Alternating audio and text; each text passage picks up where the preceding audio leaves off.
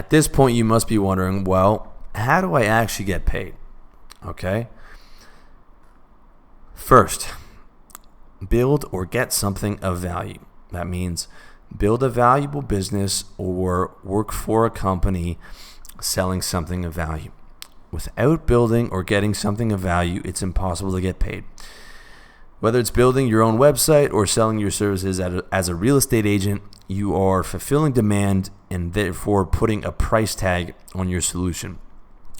In business, you're only as good as the value you bring. And the second you stop being valuable, you go out of business. Number 2, take that value and sell it directly to your customers. Once you have something of value, the most effective way to get paid is to sell it directly to your customers. Not networking, selling.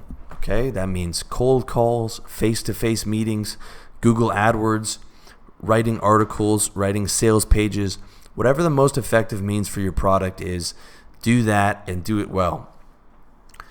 For my industry, my website, cold calling is pointless and AdWords doesn't cover the cost of my books. So the only move for me is to attract traffic through providing value in my articles and through writing great sales pages. Every article I write, in every audio and every video I do, I look at it as a sales tool. Okay, I'm selling you on solving a particular problem in your life. I'm selling you on a particular way to add value to your life. And when I do that and I'm successful, then I've sold myself as an authority. And the more times you read my articles and the more times I'm able to convince you of myself as an authority, the more you buy into me and the more likely you are to buy one of my products, to recommend my site to other people, and the higher I rank in the Google algorithm. Okay? Now let's say you have a product that you want to sell online. Let's say you want to do the drop shipping thing. If your product's over $150, then Facebook and AdWords is going to be profitable for you, or potentially profitable. The reason I don't use AdWords is my ebooks are not large enough to cover the cost of the AdWords. But if you're around $150 or over $200, chances are AdWords is going to work for you. The Facebook geo-targeted ads are going to work for you. And if you're drop shipping products, this is probably going to be your main move. It'll be harder to attract people to your site through traffic, although it can be worth a shot. The blog might be useful, but that is probably going to be your main move if you're strictly selling products online.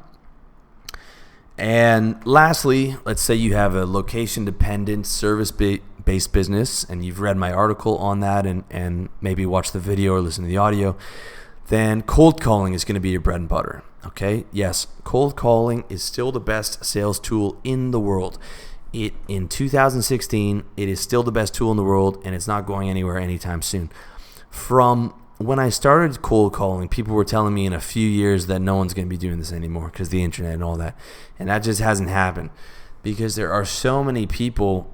I mean, so many people still have landlines and shit. I mean, it is not. The phone is not just going to dry up and die all of a sudden, okay? Cold emailing works, and for some industries, that is the main move, but it is not nearly as powerful. It's not nearly as powerful as getting someone on the line and persuading them, like, you know, using your voice, just like I am persuading you right now with my voice. That is a much more powerful tool, and you can use all kinds of techniques, and email is very easy to ignore, okay? So you have a service, you're selling real estate or whatever, pounding the phone, pitching the meat, closing in person. That's what it's all about. You can add AdWords or Facebook ads into that for your region, but that is the base of your sales method. So you've got different methods for whether you're selling a blog, whether you're selling products online, or whether you're selling a location-dependent service-based business, but you are selling directly to your customers, okay? Not networking, selling.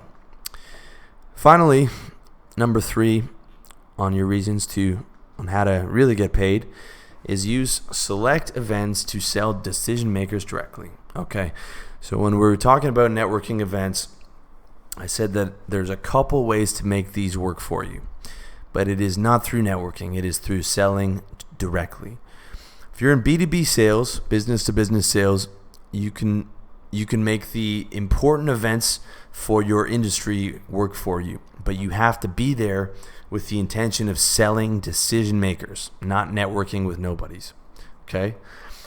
This is a really good way to get FaceTime with guys who never answer their phone. If you're doing corporate sales, it might take 6 months to get a hold of the guy who actually signs the fucking checks, all right? And the big event is a good way to get in front of this guy. Let him see your face, let him hear your ideas in person, manage his objections in person. It's a great way to get around all his minions who are, cock blocking you at every turn. What that means though is that you get the event list. You go on the website, you get the list of people who are going to be there.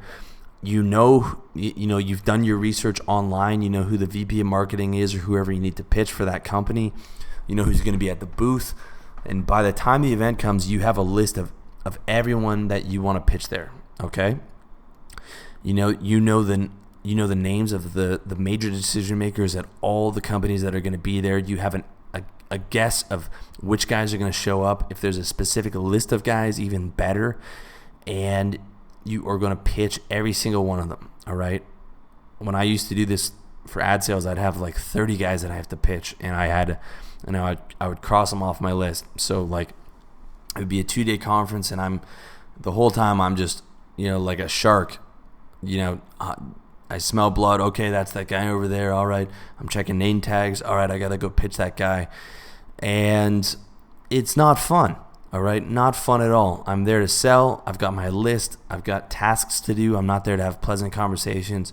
And a lot of times, even at these conferences, it's hard to get a hold of the decision makers. So like, I'm grabbing the CEO on the way to the washroom during his break from one of his speeches, or I'm pitching him in front of all his VPs at his company Christmas party. I mean, like, shameless, uncomfortable, unfun selling. But that is what gets your message across, all right? That is what the guy's going to remember. He's going to be like, oh, yeah, the guy with that ad, and he's going to get me a feature in the magazine. And what do you know? The next day, his people actually answer your phone calls, right? For the first time in 6 months, they're like, oh, yeah, sorry about that miscommunication.